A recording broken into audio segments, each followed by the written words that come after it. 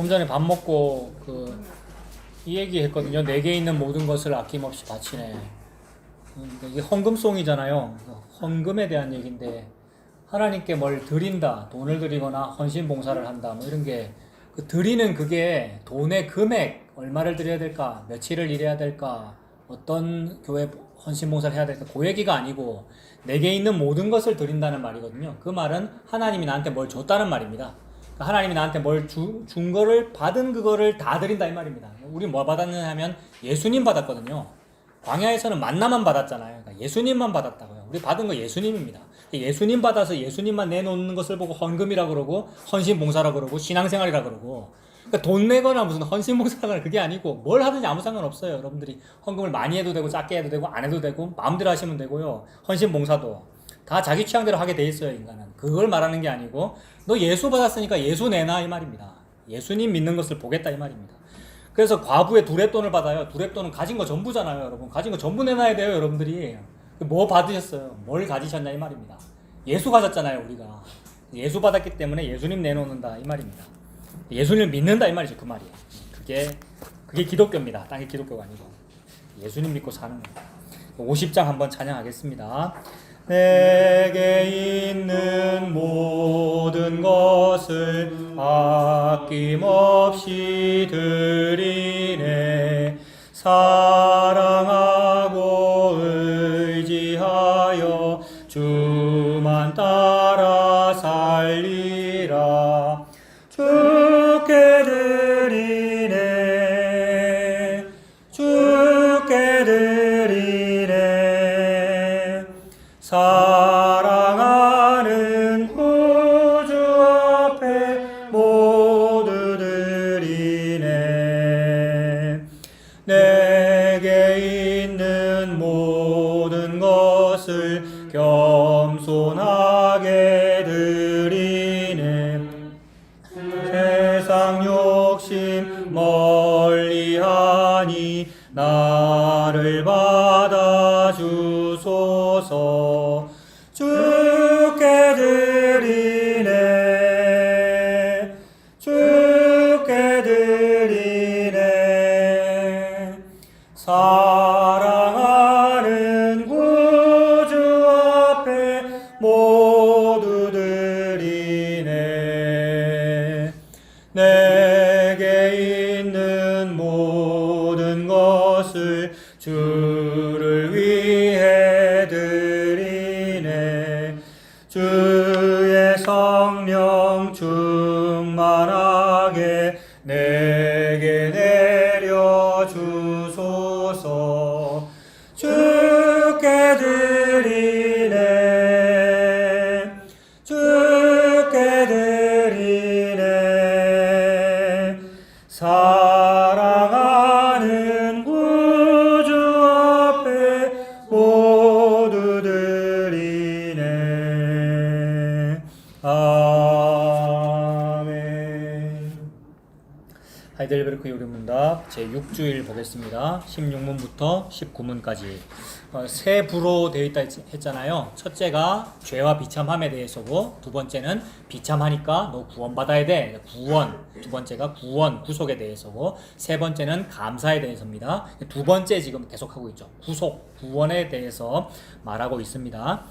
16문과 17문은 같이 보면 되는데, 바로 앞에 있었던 15문에서 뭐라 그랬느냐 하면, 너 구원자 필요하잖아. 구원자는 이런 사람이어야 돼. 구원자의 조건은 세 가지야. 이렇게 말했어요. 구원자, 다른 말로 중보자, 같은 말이죠.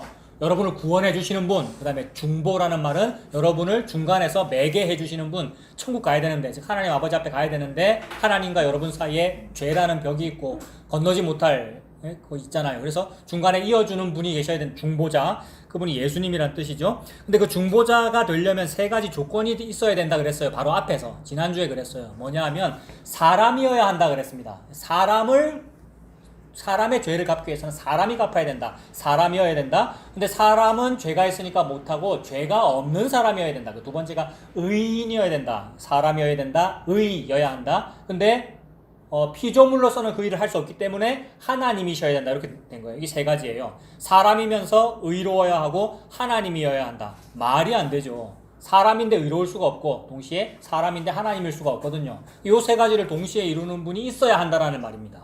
그분이 예수님이라는 말이죠. 천하 인간에 예수님 말고는 없어요. 그러니까. 그래서 그게 바로 앞에 15분이었고 그거를 16과 17로 이게 나눠 놓은 겁니다. 16문에 볼펜으로 여러분 두 번째 줄에 참 인간이라 했으니까 그 인간에다 동그라미 한번 하면 되고요. 의로운 분의 의에다가 동그라미 하면 돼요. 그 조건 3개라 그랬잖아요. 인간이어야 하고 의로워야 된다. 그 조건 2개 나왔네요. 그 다음에 17문에는 마지막 조건 뭐예요? 동시에 참 하나님. 예, 하나님에다 동그라미 하면 되죠. 그 3가지 조건입니다. 인간, 의, 하나님. 16문 제가 읽을게요. 중보자는 왜 참 인간이고 의로운 분이셔야 합니까? 하나님의 의는 죄 지은 인간이 죄값 치르기를 요구합니다. 기본적으로 사람이 죄 지었으면 사람이 갚아야 돼요. 그래서 사람이어야 된단 말입니다. 중보자가. 그런데 요구하는데 누구든지 죄인인 사람으로서는 다른 사람을 위해 값을 치를 수가 없기 때문에 의로워야 됩니다. 그 2가지 조건, 사람이어야 된다. 근데 의로워야 된다. 그 2가지 조건이라는 얘기고, 이제 마지막 3번째 조건 17문. 중보자는 왜 동시에 참 하나님이셔야 합니까? 그의 신성의 능력으로 하나님의 진노의 짐을 그의 인성에 짊어지시며. 저 이거 무슨 말인지 모르겠어요, 여러분. 이 문장 이해되셔요?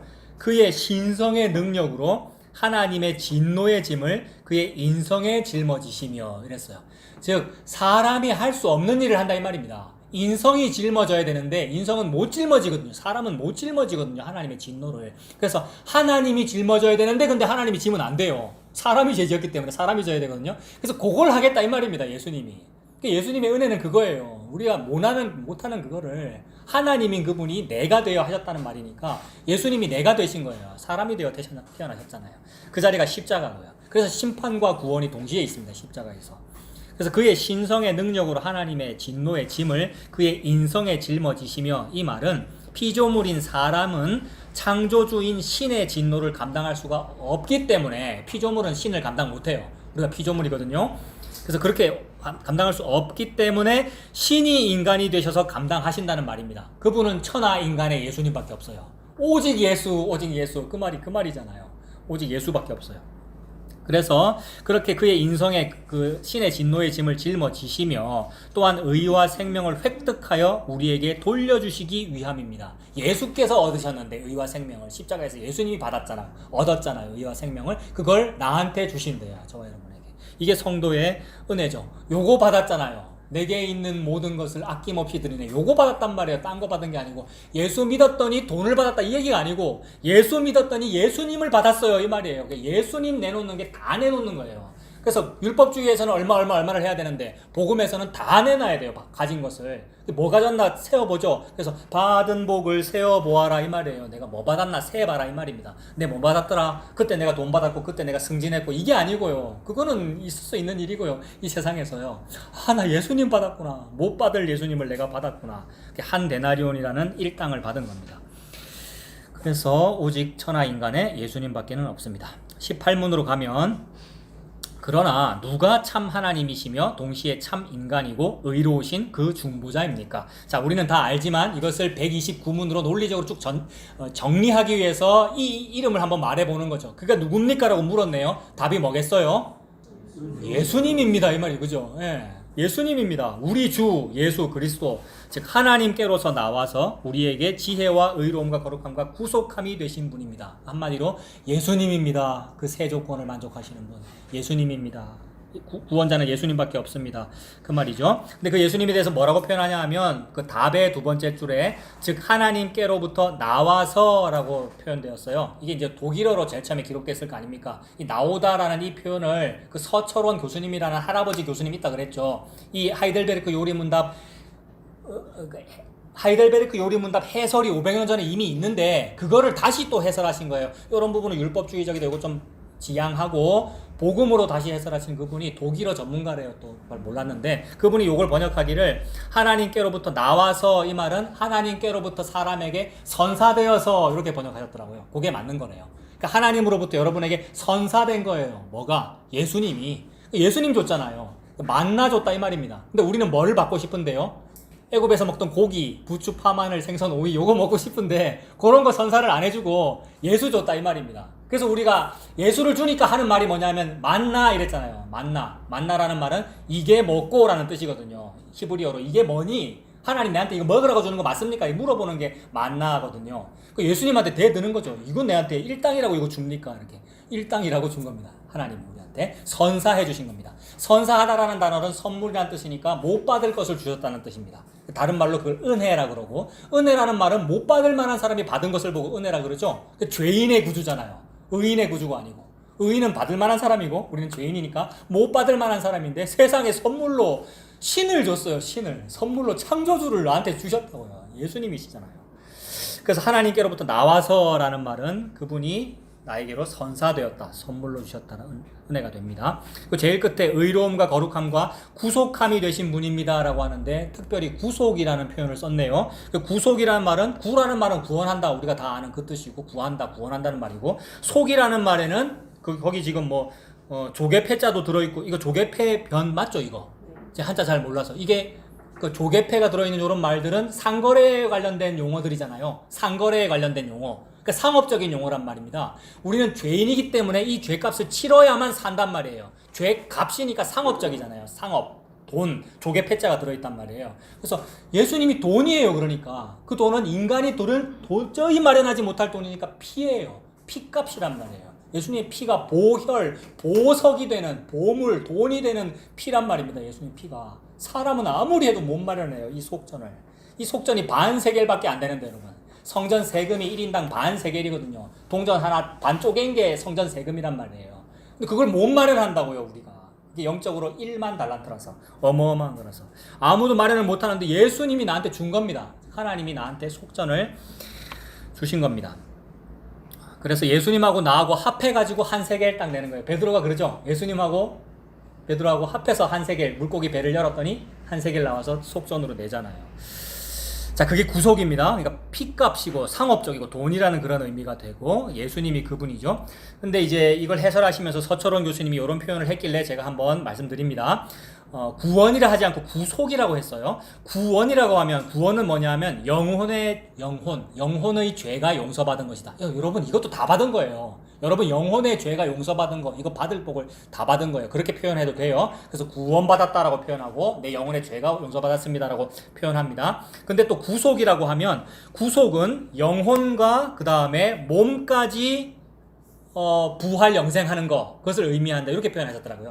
즉 몸을 해방시켜주는 거, 몸이 종되어 있지 않습니까? 몸이 노예생활을 하고 있고 몸이 팔려간 거 아니에요. 우리가 빚을 못 갚아가지고. 근데 팔려간 그 몸을 다시 되돌려 사오는 것을 보고 기업 물은다 그러고 구속해준다고 그러거든요. 구속은 누가 해주는 거냐면 부자가 해주는 겁니다. 부자가 가난한 사람 팔려갔을 때 도로 데리고 오고 대신 돈 주는 거, 그 사람한테. 이 구속이거든요. 하나님이 그걸 했다는 말이죠.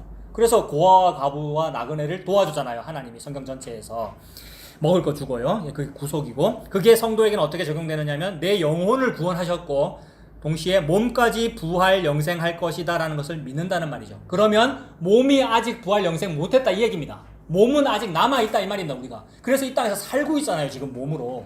몸은 이미 우리가 죄로 죽었는데 살고 있잖아요. 지금. 그래서 기다리는 겁니다. 이게 재림을 기다리는 겁니다. 그래서 영혼은 죄 용서받아 이미 구원받았는데 몸까지 부활 영생할 것을 믿고 살아가고 있어요. 그래서 이 땅에서 탄식하면서 살아요. 그러니까 몸의 어떤 구속을, 그러니까 로마서 8장 23절에 몸의 구속을 기다린다. 로마서 8장 23절에 몸의 구속을 기다린다. 기다리고 있어요. 그 재림이 기다려지는 거죠. 그래서 예수님께서 완성하시는구나. 이거는 이미와 아직이라는 말로 설명됩니다. 이미라는 말하고 아직이라는 말이 같이 있을 수가 없잖아요. 그죠, 여러분? 이미라는 말과 아직이라는 말은 같이 있을 수가 없잖아요. 근데 아직 우리가 구원을 못 받았는데, 그러니까 아직 천국에 안 간 것으로 느껴지지 않습니까? 살고 있으니까. 아직 몸이 남아있는데, 그런데 이미 구원받은 거야. 이미와 아직이 동시에 있고 동시에 있기 때문에 기다리는 겁니다. 그래서 예수님이 보고 싶고요. 빨리 오셔야 하고요. 빨리 오셨으면 좋겠고요. 재림이 기다려지고요.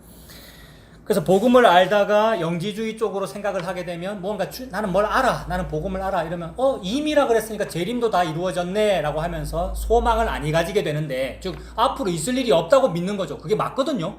이미 다 이루어졌다 이 말이 앞으로 무슨 좋은 일이 있을 일이 없다는 거잖아요. 그러면 우울해요. 앞으로 좋은 일이 없기 때문에. 이미 나 받을 거 다 받았네. 아까 다 말했잖아요. 받을 거 이미 다 받았다고. 근데 이미와 아직이 있어서 그거 느끼라고 몸을 줬다고요. 몸으로 살고 있는 중에는 병 걸리고요. 아프고 실패가 있고 기쁨이 있고 행복도 있고 불행도 있고 몸으로 다 느끼는 거잖아요. 그걸 통하여 힘들지 앞으로 있어. 너의 몸의 부활과 영생이라고 하는 구속이 있어. 그 구속은 몸에 대한 거야. 그래서 몸의 구속을 기다리느니라. 로마서 8장 23절 그 말씀을 합니다. 그래서 구속이라고 표현하니까 더 좋더라고요. 아, 내가 구속되는구나. 이미 구속되었고 앞으로 구속되는구나. 이 몸이 영광스러운 몸으로 우리가 그렇게 되는구나. 기다려지잖아요. 자, 18문까지가 그 얘기입니다. 19문에는 이제 성경 얘기를 하기 시작해요. 19문에 당신은 이것을 어디에서 압니까? 그러니까 지금까지 한 요 얘기를, 그 예수 얘기를 그럼 어떻게 알아요? 어디서 알아요? 라고 물어보는 거예요. 야살의 책에서 몰라요, 여러분. 무슨 사람의 어떤 연구에서 모른다고요, 예수에 대해서. 오직 성경에서만 압니다. 라는 게 답이에요. 그 성경이 뭐냐 하면 답이 뭐라고 되어 있어요? 거룩한 복음에서 압니다. 그게 답이에요. 그러니까 성경은 복음입니다. 그리고 핵심적으로 말하면 이 복음은 사복음서를 말하거든요, 여러분. 복음은. 그래서 사복음서를 말한다 이러면 나머지 62권의 책은 아니고 사복음서가 더 중요하고 이 얘기가 아니고 사복음서가 예수에 대한 얘기니까 나머지 모든 게 다 예수에 대하고 말하고 있습니다라는 말입니다. 이 복음에서 압니다 이 말을 줄이면 사복음이 되고 늘리면 그게 66권입니다. 66권 전부 다 복음이에요. 그러니까 어디서 아느냐 하면 다른 거에서 안 알고요. 밤에서 자다가 꿈꾸다가 알지 않고요. 무슨 노래 가사에서 알지 않고요. 66권 성경에서 압니다. 그래서 거룩한 복음에서 압니다. 하나님께서는 이 복음을 처음에 낙원에서 친히 계시하셨고 후에는 족장들과 선지자들을 통해 선포하셨으며 또한 율법의 제사들과 다른 의식들로서 예표하셨고 마지막에는 그의 독생자를 통해 완성하셨습니다. 제일 처음에 낙원에서 친히 계시하셨고 이 말은 창세기 얘기하는 거겠죠. 하나님께서 에덴 동산을 건설하셨잖아요. 그러니까 에덴을 만드셨다. 이게 낙원을 의미하고 거기서부터 시작하여 중간에 족장 얘기했고 선지자 얘기했고 율법의 제사들과 의식들까지 얘기했죠. 그 중간에 율법의 제사들과 다른 의식들로서 다음에 뭐라고 되어 있습니까? 예표. 구약에 있는 그 창세기의 얘기와 율법 얘기들과 제사, 제조, 이게 모든 게 예표였구나. 그럼 그 예표는 무언가를 보여주기 위하여 미리 표했다는 거잖아요. 미리 요런 거야, 요런 시기야, 요런 식으로 내가 그림자로 보여주는 거야. 이게 예표니까 뭘 목표로 보여줬다는 겁니까? 제일 끝에 적혀 있네요. 마지막에는 이랬으니까. 그게 요게 목표였어라는 말이 되겠죠. 마지막에는 뭡니까? 그의 독생자, 즉 아들 예수님을 통하여 완성하셨습니다. 예수님이 완성이고 예수님이 본체인데 그거를 미리 설명하기 위하여 예표로 어떤 때는 에덴 동산으로 얘기했고 어떤 때는 아담 하와로 어떤 때는 족장 선지자 누구누구로 얘기했다라는 얘기입니다. 그래서 이걸 어디서 아느냐? 모든 성경에 그게 적혀 있군요. 구약이 다 방금 나온 그 예표들이었고 그 구약이 그대로 이루어진 게 사복음서였고 그 사복음서가 예수에 대한 얘기입니다라고 나머지 사도들이 쭉 서신을 써서 요한계시록까지 썼군요. 그래서 요한계시록이 예수님에 대한 얘기더라는 겁니다. 요한계시록은 장차 앞으로 있을 일에 대한 얘기인 것처럼 보이지만 그 얘기는 예수님 십자가에서 그 일이 벌어졌다고 쓰는 겁니다. 요한계시록이. 그러니까 예수님과 십자가에 대한 얘기죠. 성경책 신구약 전부 다가. 이거 각주 조금 보고 마무리하겠습니다. 19문에 하나님께서는 이 복음을 처음에 낙원에서 친히 계시하셨고 이랬잖아요.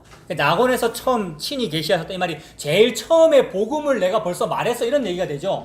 그러니까 하나님은 처음부터 복음을 얘기했다 이 말입니다. 이게 너무 재밌어요. 처음에 낙원에서 벌써 보여줬다라는 게 각주가 12번이 붙어 있는데 맞습니까? 각주 12번이 뭐예요, 여러분? 17페이지네요. 12번이 창세기 3장 15절이네요. 이거를 또 이 교수님은 어머니 복음이라는 표현을 썼더라고요. 이 표현은 저 처음 봤거든요. 원시 복음, 원복음 이런 말을 하는데 어머니 복음, 말 되잖아요. 복음의 어머니예요. 여기서부터 났어요, 복음이. 이렇게 표현할 수도 있을 것 같아요. 그래서 이게 원래의 복음이란 말입니다. 창세기 3장 15절 여러분들이 한번 읽어봅시다. 창세기 3장 15절 시작. 내가 너로 여자와 원수가 되게 하고 너의 후손도 여자의 후손과 원수가 되게 하리니 여자의 후손은 네 머리를 상하게 할 것이요 너는 그의 발꿈치를 상하게 할 것이다. 아, 이게 조상 복음이구나. 어머니 복음. 이게 원적인 원시 복음이구나. 원래부터의 복음이에요. 하나님이 뱀한테는 기회를 안 줘요. 아담과 하와한테는 꾸짖고 묻고 이렇게 하시는데 징계하신다는 말이죠. 뱀한테는 징계가 없고 바로 저주란 말이에요. 네 죽어 이 말이에요. 뱀은 지옥이에요, 그냥. 그래서 저주를 내려버려요. 이게 그거예요. 내가 너 뱀으로 하여금 여자와 원수가 되게 하고. 여러분들이 뱀의 원수죠, 그러니까. 나도 뱀 싫거든요, 여러분. 뱀 징그럽잖아요. 뭔가 우리 속에 있잖아요. 근데 이 여자는 곧 교회, 성도를 의미하고요. 여자는 교회를 말해요. 교회의 원수는요, 뱀이에요. 마귀 사탄이에요. 근데 교회가, 기독교가, 개신교가, 천주교가 사탄하고 친해가지고 여러분 돈 좋아하고 이 땅에서 건물 좋아하고 여러분 떵떵거리고 그 사탄하고 친한 거죠. 아니요, 원수예요. 사탄은요, 우리의 대적자란 말입니다. 그래서 하나님이 원수라고 대적자라고 아예 저주를 해버렸어요. 내가 너 뱀으로 하여금 여자와 원수가 되게 하고 너의 후손도, 뱀의 후손, 마귀의 후손도 여자의 후손과 원수가 되게 하리니. 여자의 후손이 누굽니까? 예수 그리스도. 여러분, 여자의 후손이 예수 그리스도. 이 말은 말이 안 되는 말입니다. 왜냐하면 모든 자손이라는 말은 아버지의 성씨를 따르는 것이고 남자의 후손이거든요. 그렇잖아요. 아버지 날 낳으시고 어머니 날 기르시고 아닙니까? 이 가사 누가 틀렸다고 하더라고요. 엄마가 낳았는데 왜 아버지가 낳은 거 맞죠, 여러분? 아버지의 씨로 우리가 태어나는 거니까. 그러니까 남자의 후손이란 말이에요. 그래서 예수님도 마태복음 족보에 아브라함과 다윗의 자손이라고 해서 씨 자손 낳고 계속 나오는데 희한하게 제일 끝에 마리아가 낳는단 말이에요. 그 말은 씨들을 다 없애버렸다는 얘기잖아요. 앞에 있는 남자의 그 족보를 없애버리고 문자로 기록은 해놓고 삭제해버리고 마리아에서 태어났다. 이 말은 여자에서 낳잖아, 이 말이 되잖아요. 여자에게서 태어났다, 여자의 후손이다. 또 조금 말을 바꾸면 여자는 곧 교회이기 때문에 교회에게 태어났다는 거니까 교회에게 선사되었다, 이 말입니다. 아까 그 말. 교회에게 선사해줬다고요, 하나님께서. 교회가 낳을 수 없는 걸 낳았잖아요. 마리아가 낳을 수 없는 걸 낳았잖아요. 교회가 낳을 수 없는 걸 낳았다, 이 말입니다. 이게 불임 여성의 이미지로 여러 번 나온다 그랬죠. 성경은 전부 그 얘기예요. 나는 얻지 못할 거 얻었네, 그거 내놔라, 이 말입니다. 너 2달란트 더 내놔, 5달란트 더 내놔, 1달란트 니는 왜 없어, 이 말이. 받은 걸 내놔라, 그 말은 예수님 믿는다는 말인데 안 나은 거예요, 1달란트 받은 사람은. 그러니까 없는 거예요. 예수가 없는 거예요. 근데 여러분들은 성도라는 말은 예수님이 있다는 말이잖아요. 내가 예수님을 낳았군요. 그 말은 제가 예수님을 믿습니다, 이 말입니다. 내가 마리아라서. 이게 원시복음이죠. 그래서 여자의 후손으로 태어난다는 말씀이죠. 여자의 후손과 원수가 되게 하리니 여자의 후손은 네 머리를 상하게 할 것이요. 예수님께서 십자가에서 하신 일이 뭐예요? 표면적으로는 예수님이 십자가에서 죽은 것 같은데, 죽었잖아요, 예수님이. 근데 그 일이 이 뱀의 후손의 머리를 밟아 이기는 거라는 거죠. 예수님 십자가에서 예수님 죽은 사건이 뱀의 머리 밟은 거예요. 이게 창세기 3장 15절 이루신 거예요. 근데 예수님 거기서 피 흘리고 아팠잖아요. 고통, 너무나 극심한 고통을 당했잖아요. 그게 발 뒤꿈치 상한 거예요, 우리 예수님이. 마귀가 예수님 물었다, 이 말입니다. 그렇게 하면 예수님 죽는 줄 알고. 근데 지가 죽었어요, 마귀가. 그래서 네 머리를 상하게 할 것이요 너는 그의 발꿈치를 상하게 할 것이니라. 이것이 원복음, 원시복음입니다. 그 다음에 계속 보던 거 14페이지. 처음에 낙원에서 친히 계시하셨고 그 다음에 후에는 어디서 계시하셨어요? 족장들과. 각주 13번 봅시다. 족장들 한번 찾아봅시다. 각주 13번에 보시면 제가 전에 여기다가 창족 모사 왕포 말씀드렸잖아요. 창세가 있고, 제일 처음에 창세, 방금 창상 3장 15절 했네요. 창 다음에 족, 이건 족은 족장이라 그랬지 않습니까? 그 족장 안에 아이야요 이런 거 외우자 그랬죠. 아이야요로 가기도 하고 아이야유로 가기도 한다 그랬잖아요. 아는 뭐예요? 아이야요. 아브라함. 봅시다. 창세기 3장, 창세기 12장 3절. 각주 13번에 창세기 12장 3절 찾으셨어요? 예, 너를 축복하는 자에게는 내가 복을 내리고 이러는데 이 너가 누구겠습니까? 아브라함이거든요. 하나님이 아브라함한테 하는 거예요. 아브라함, 니를 축복하는 자를 축복하고 니를 저주하는 자를 내가 저주할 거야, 이랬어요. 그러니까 아브라함과 다윗의 자손 예수 그리스도거든요. 그러니까 아브라함 속에 예수를 넣어놨다, 이 말입니다. 그 말은 예수님으로부터 아브라함이 난다, 이 말이고 예수님이다, 이 말이에요. 그래서 예수님을 축복하면 복을 받고 예수님을 저주하면 저주를 받는다, 이 말이에요. 하나님이 아브라함한테 한 말이 아브라함 너를 축복하면 복 받는다, 이 말은 예수님을 축복하면 복을 받고 예수님을 저주하면 저주받는다, 이 말이에요. 아브라함 속에 예수님이 있고 예수님 안에 아브라함이 있으니까. 그래서 예수님이 말씀했잖아요. 아브라함이 나이 때 볼 것을 보고 기뻐하다가 보고 즐거워하였느니라, 이렇게 만났단 말이에요. 그래서 아브라함이 나오죠. 그러니까 족장에 아이야오니까 아가 나왔어요. 그 밑에 창세기 22장 18절 또 네 씨로 말미암아 천하 만민이 복을 얻으리니 아브라함에게는 씨가 없습니다. 여러분 이스마엘이나 태어나고 여러분 하갈이랑 동침해야 되고 이런 상황인데 부인도 불임이고 자기도 이제 늙어서 못 낳고 근데 네 씨가 있다 이러니까 이게 뭐냐면 이삭 아브라함에게서 이삭 태어나잖아요. 아이야요에 아이가 나왔네요. 이삭 그죠? 이 족장들로 요 얘기를 했다는 거니까 아브라함에게 아들이 있다 이 말은 여러분에게 아브라함이 불임이고 사라가 불임이잖아요. 여러분이 불임이잖아요. 즉 나는 믿을 가치가 없다 이 말입니다. 근데 예수님이 있네 이 말이죠. 네 씨가 있다 이 말은. 갈라디아 3장 16절에 그 씨는 약속은 곧 예수 그리스도다 이랬어요. 이 씨가 예수님이에요. 그러니까. 근데 구약에서는 창세기 22장 18절이 이삭이죠. 그러니까 이삭 네 씨로 말미암아 이럴 때 그 씨가 이삭입니다. 그 밑에 창세기 26장 4절 네 자손을 하늘의 별과 같이 번성케 되었죠. 여러분 아브라함의 족보가. 그래서 마태복음 1장에 족보가 낳고로 쫙 펼쳐지는 게 아들이 너무 많다 이 말이잖아요. 후손이. 족보가 별과 같이 펼쳐진 거 아니에요. 하늘의 별과 같이 번성케 돼. 이 번성케 하기 위하여 야곱이라는 아들을 주셨고 그죠? 아이야요니까 아이야까지 갔네요. 야곱이죠. 야곱이라는 아들을 줬고 그 야곱에게서 아들이 몇 명 태어나요? 12명 태어나요. 12이라는 숫자는 전부 다라는 말입니다. 구약에도 12이라는 숫자고 신약에도 12이라는 숫자니까 12은 전부 다라는 얘기예요. 12 곱하기 12 곱하기 1000, 1000은 많다 전부 다라는 뜻이에요. 12 곱하기 12 곱하기 1000이면 뭡니까? 14만 4천 전부 다라는 뜻입니다. 14만 4천이라는 말은 예수 믿는 자 전부 다라는 말입니다. 하나도 안 놓치고 우리 예수님이 예수 믿는 자는 하나도 안 놓치고 나를 축복하는 자를 축복해요. 축복받는 사람은 안 떨어져요. 지옥에 못 간다 이 말이에요. 예수 믿는 사람은. 그래서 그 12과 12이에요. 이게 번성한 거예요. 12과 12과 14만 4천 이 말이 많다 이 말입니다. 번성한다. 하늘의 별과 같이 번성한다. 그래서 야곱에게는 12아들이 있고 그 12아들 중에 사랑받는 아들이 처음에 요셉이었죠. 요셉이 라헬의 소생이기 때문에 장남으로 여기잖아요. 11번째 아들인데 야곱에게 요셉은 11번째 아들인데 걔만 편애하잖아요. 장남으로 여긴단 말이에요. 그래서 요로 연결되는 거 아니에요. 요셉. 그 요셉 때문에 입 애굽하죠. 요셉이 팔려가는 바람에. 그것처럼 예수님께서 팔려가시는 거 아니에요. 유다한테. 배신당해가지고. 그것처럼 똑같이 예수님 예표하고. 근데 그 요셉이 팔려갔을 때 나중에 이제 유다가 요셉 앞에서 울면서 제발 나를 좀 잡아두고 이 베냐민은 좀 보내줘라는 이런 말을 하면서 우리의 삶의 질고죠. 우리의 환난을 겪고 고난을 겪으면서 우리가 그리 된단 말이에요. 그게 뭐예요? 가난한 심령. 여러분. 애통하는 심령. 약해져가지고 우리가. 하나님께서 우리를 그렇게 낮추신다는 말이죠. 그래서 그 낮추어지니까 요셉이 막 펑펑 울잖아요. 울면서 형님들 나예요. 나 요셉이에요. 당신들은 나를 죽였으나 하나님은 이 죽임을 생명으로 바꾸셨습니다. 죽였으나 죽임이 생명으로 바뀌었습니다. 어디에서 벌어진 사건이에요? 십자가죠. 전부 예수님 십자가 얘기하고 있죠. 그러니까. 그래서 요셉으로 연결되어 십자가 얘기인데 그때 유다가 펑펑 울면서 그거 한단 말이에요. 그래서 유다가 이제 자기 희생, 즉 자기 부인을 경험하게 되죠. 나를 죽이세요. 동생 베냐민은 살려주세요. 이렇게 되니까. 자기 부인, 자기를 부인하고 자기 십자가를 지고 따라간단 말이에요. 성도는. 그래서 이 은혜의 계보가 아이야요, 또 다르게는 아이야유로 연결되더라는 거예요. 유다잖아요. 유가. 그 유다가 펑펑 울면서 요셉 앞에서 고백한단 말이에요. 요셉은 사랑해주고요. 그래서 유다로 연결되어 유다에게서 예수님 태어나죠. 그래서.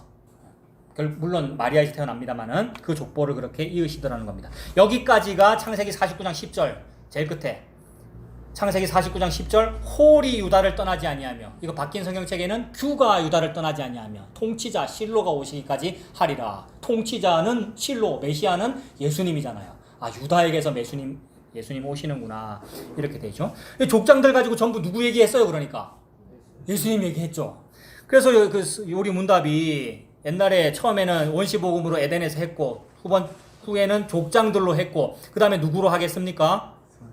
선지자로 하겠네요. 선지자는 누구예요? 찾아봅시다. 17페이지 제일 끝에 각주 14번에 사 돼 있으니까 무슨 선지자겠어요? 이 사는 이사야입니다. 그죠? 이사야라는 선지자가 그런 말을 했구나. 뒤에 페이지 보세요. 18페이지 쭉 가면 렘 23장 5에서 6절 있네요. 렘은 누굽니까? 예레미야. 자꾸 익숙해지시라고 이런 말씀 드립니다. 다 아시는 분도 계시지만 렘이라는 말은 예레미야예요. 예레미야라는 사람 이름이잖아요. 선지자거든요. 선지자도 다 예수 얘기했구나. 여러 부분과 여러 모양으로. 또 무슨 선지자가 있을까요? 렘 밑에는 미 7장 18절 돼 있네요. 미는 미가. 미가라는 사람도 예수님 얘기했구나. 전부 선지자들이 서로 다른 시대에 살았고 다른 말 하는 것 같고, 어떤 사람은 선지자 교육을 받아서 신학교를 나왔고, 어떤 사람은 농부였고, 아모스는 양떼를 치는 농부고 뭐 이런 사람인데, 촌 사람인데, 그럼 선지자란 말이에요. 여러 부분과 여러 모양 배경도 다르고 다 다른데 선지자 예수님 얘기하더라는 겁니다. 선지자를 통해서 선포하셨으며, 그다음에 방금 그 미가까지 봤죠? 예, 미가 밑에 저 밑에 내려가면 로마서 1장 2절 있습니까? 예, 각주 15번 바로 위에 시 있고 롬 있네요. 로마서 1장 2절 다 같이 읽어 주십시오. 시작. 이 복음은 하나님이 선지자들로 말미암아 그의 아들에 관하여 성경에 미리 약속하신 것이다. 여러분, 이 복음은 하나님이 선지자들로 말미암아 그의 아들에 관하여, 다른 관심사가 없대요. 성경책에서 너무 똑같은 얘기만 하고 있지만 똑같은 얘기만 하고 있어요, 진짜로. 여러분, 이 복음이란 건 뭐냐 하면 우리가 들고 있는 구약 성경책, 그 선지자들이 썼잖아. 그 선지자들이 그의 아들에 관하여 성경에 미리 약속하신 거야 라고 썼어요. 미리 약속이니까 구약이잖아요. 옛날에 미리 했잖아요. 구약이 전부 예수님에 대한 얘기입니다. 히브리 1장 1절은 뭡니까? 다 같이 볼게요. 옛적에 선지자들로 여러 부분과 여러 모양으로 우리 조상들에게 말씀하신 하나님이, 그 다음에는 뭐냐면 이 모든 날 마지막에는 아들을 통하여 말씀하셨다. 이렇게 했어요. 그래서 마지막에는 아들을 통하여 말씀하셨으니까 마지막까지 가려고 그런 거예요. 마지막까지 가야 될 거 아니에요. 드라마 마지막 편까지 우리가 봐야 될 거 아니에요. 그래서 이 마지막 편까지 가기 위하여 그 전에 여러 편들이 있었던 거예요. 아이야도 있고 족장도 있고 선지자도 있고 뭐가 많이 있었는데 제일 마지막 편 예수야 얘기해요. 결론이 예수로 가기 위하여 여러 부분과 여러 모양으로 얘기했다는 거예요. 여러분, 요거 안 게 전부 다 한 거예요. 너무 놀라워요. 교회 다니다가 모든 성경책이 다 예수 얘기하고 있네요. 요거 알고 자유를 느끼는 거, 여러분, 누리는 거, 이게 전부 다예요. 자, 그래서 이걸 다 예표했다는 겁니다. 오늘 요리문답으로 가면 방금 족장 했고 선지자 했고 또한 율법의 제사들과 다른 의식들로서 예표하였고, 그러니까 예수님을 예표하기 위해 제사제도 만들었고 무슨 얘기했고 다 했는데, 거기서 예수님을 생각을 안 하고 제사 이렇게 드려야 되는구나, 2022년 오늘에도 제사는 이렇게 드려야 되는구나 하고 있으면 그림자를 붙잡고 있는 거란 말이에요. 오늘날에도 똑같이 그런 식으로 제사 드리거나 11조를 그렇게 해야 되겠어 이렇게 하면은 예수님은 없고 그 제도만 남게 되는 거잖아요. 그러면 아까 오전하고 똑같아요. 그 짜장면만 남는 거예요. 아니면 뭐 탕수육만 남는다든지. 엄마가 없고 예수님의 사랑을 지금 말하고 있는 거잖아요. 그래서 예수님 보여주려고 이렇게 다 예표했구나 라는 얘기입니다. 그리고 마지막에는 그의 독생자를 통해 완성하였습니다. 교리문답 제일 끝에 말이죠. 이게 앞에서는 그렇게 예표하셨고 마지막에는 그의 독생자를 통해 완성하였습니다. 마지막이니까 완성 맞죠, 여러분? 마지막에는 요 표현과 완성이라는 말은 같은 뜻이죠. 마지막이니까 끝난 거고 완성했어요. 완성했으니까 예수님께서 십자가에서 뭐라 그러셨어요? 다 이루었다. 완성했다는 말이고, 그래서 예수님의 족보는 어디서 끝납니까? 예수가 나신이라로 끝나요. 예수가 아들 낳았어요, 안 낳았어요? 안 낳았어요. 낳은 건 여러분들이에요, 여러분. 여러분들이 태어났어요. 그래서 성경책은 66권이에요. 사도행전은 몇 장에서 끝나요? 28장에서 끝나요, 여러분. 사도행전이. 근데 우리 개신교가 열심히 하는 운동 뭐가 있어요? 액트 29 운동, 이런 거 들어보셨습니까? 요새 새로 버전업 됐어요. 요새 무슨 운동 하는지 알아요? 액트가 사도행전이라는 뜻입니다. 사도행전 29 운동을 했다고요, 우리 개신교가. 사도행전 28장에서 끝났는데 더 쓰자는 얘기잖아요. 그 말은 완성 안 됐다는 거 믿는 거잖아요.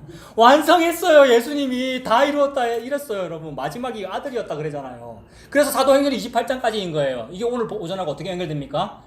오직 28장까지만 기록하면 이게 충분하기 때문이야 이랬잖아요, 아까. 여러분, 그게 끝이에요. 다른 거 찾으면 안 돼요, 그러니까. 근데 오늘날 버전 업돼 가서 액트 30 운동이 나왔어요. 찾아보세요, 뉴스에. 액트 30, 사도행전 30 운동이 나왔다고요. 얼마나 우리 인간들이 머리가 좋은지 29장만으로 안 된다는 거예요. 더 한다는 거예요. 원래 28장에서 끝났는데, 그 말은 예수님에서 끝났다는 말입니다. 족보가 예수님에서 딱 끝났어요. 예수님 죽었어요, 십자가에서. 아들이 없이. 예수님은 다 이뤘기 때문이에요. 그래서 완성하셨습니다. 그 완성의 말씀이 한번 찾아봅시다. 각주 16번 로마서 10장 4절 요거 읽어보고 마치겠습니다. 각주 16번 찾으셨어요? 로마서 10장 4절 다 같이. 그리스도는 모든 믿는 자에게 의를 이루기 위하여 율법의 마침이 되시니라. 아멘. 예수님께서 마치셨습니다. 이 마침 안에서 안식하시는 여러분들 되시길 바랍니다.